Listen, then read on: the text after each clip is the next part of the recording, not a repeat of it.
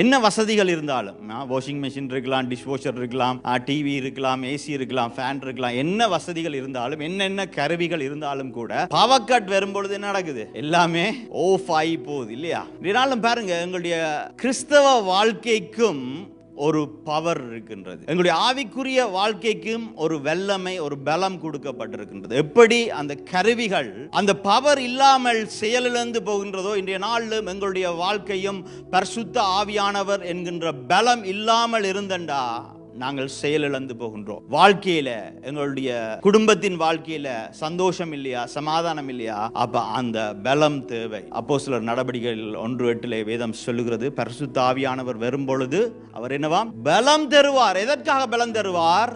இந்த பூமியின் முடிவு பரியந்தமும் அவருக்கு சாட்சியான வாழ்க்கை வாழும்படிக்காக. இதனாலும் இந்த உலகத்திலே ஒரு கனி கொடுக்கின்ற, ஒரு சாட்சியான வாழ்க்கை வாழுகிற, ஒரு ஜெயத்தை கொடுக்கின்ற ஒரு வாழ்க்கை வாழ வேண்டும் என்று சொன்னால், அதற்காக எங்களுக்கு கொடுக்கப்பட்டவர் தான் பரிசுத்த ஆவியானவராய் இருக்கின்றார். எங்களுக்கு பலம் கொடுத்து எங்களை வழிநடத்தும் படிக்காக அவர் எங்களுக்கு கொடுக்கப்பட்டிருக்கின்றார். அதனால தான் சகரியா 4வது அதிகாரத்தில் 6வது வசனம் சொல்லுகிறது, பலத்தினாலும் அல்ல, பராக்கிரமத்தினாலும் அல்ல, தேவ ஆவியினாலே கூடும் என்று சொல்லி. அப்ப இதனாலும் நாங்கள் பலத்திலே அல்ல, பராக்கிரத்திலே அல்ல, உலகத்து ஞானத்திலும் உலகத்து அறிவிலும் அல்ல, உலகத்தின் பலத்திலே அல்ல, நாங்கள் யாரில் தங்கி இருக்கணுமா? தேவனாகிய ஆவியானவர்களே தங்கி இருக்கும் பொழுது அவருடைய வல்லமை எங்களுடைய வாழ்க்கையிலே கதவுகளை திறக்கவும், எங்களினாலே இயலாத காரியங்களை செய்து முடிக்கவும் வல்லதாயிருக்கிறது.